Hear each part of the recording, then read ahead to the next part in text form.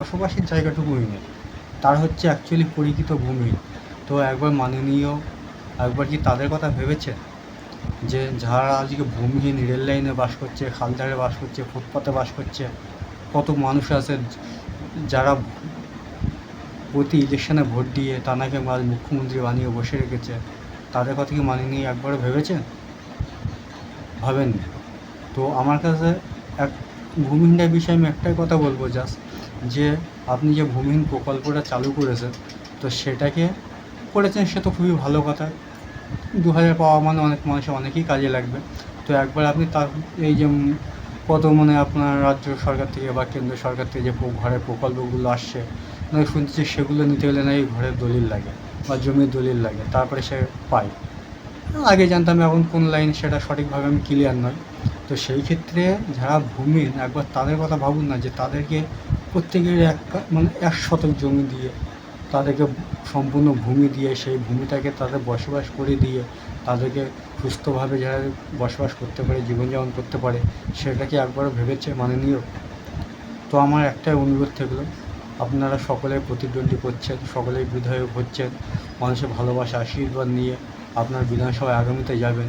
আপনাদের কাছে আমার একটাই রিকোয়েস্ট থাকলো, যে আমার এই আশাটাই ছিল, এর ভিতরে অনেক রকম আশা আছে, যে আশাগুলো নিয়ে, যে মানুষের অধিকারের জন্য নিয়ে আমি আজ বিধানসভা নির্বাচনে অংশগ্রহণ করতে চেয়েছিলাম, কিন্তু দুঃখের বিষয় পারলাম না। তো আপনারা সকলেই যান, বিপুল ভোটে জয়যুক্ত হন এবং জিতুন।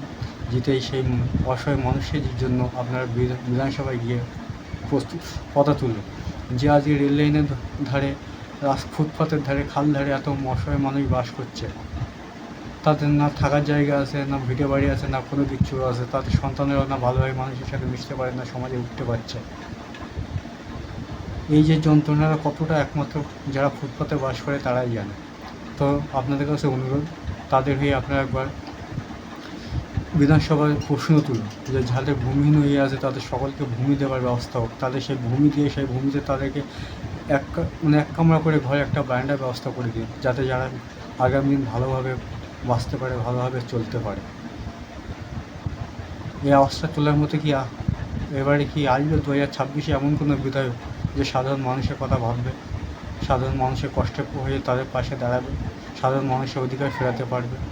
আপনাদের কাছে অনুরোধ থাকলে আপনারা সকলে এখন হয়ে এইভাবে মানুষের পাশে দাঁড়ান। আগামী দিন দেখবেন পশ্চিমবাংলাটা সম্পূর্ণ পরিবর্তন হয়ে যাবে।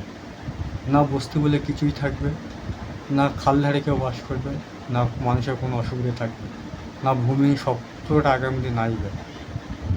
তো এই অনুরোধটুকু আপনাদের কাছে থাকলো, আপনারা সকলে ভালোবাসা আশীর্বাদ নিয়ে বিধায়ক হন এবং বিধানসভাতে যান এবং সাধারণ মানুষের এইসব কষ্টগুলো তুলে ধরুন। সেখান থেকে যেন আমাদের জননেত্রী, জানি না আগামী দিন তিনি থাকছেন কি থাকতে পারছেন না, হয়তো নাম যতটা জানি, যদি টিএমসি বা তৃণমূল পার্টি যদি আবার পুনরায় মুখ্যমন্ত্রী পদে আসেন, তো সেই ক্ষেত্রে আমাদের যুবরাজ অভিষেক বন্দ্যোপাধ্যায় নতুন করে মুখ্যমন্ত্রী হিসাবে তাঁকে আমরা এবার 2026 বিধানসভায় দেখতে পাবো। তো তাঁর কাছে এই প্রস্তাবটি রাখুন, যেন সকল ফুটপাতে এবং রেল লাইনের ধারে এবং খাল ধারে যারা ভূমিহীন হয়ে বাস করছে তাদেরকে একটা সুব্যবস্থা করে দেব, তাদেরকে এত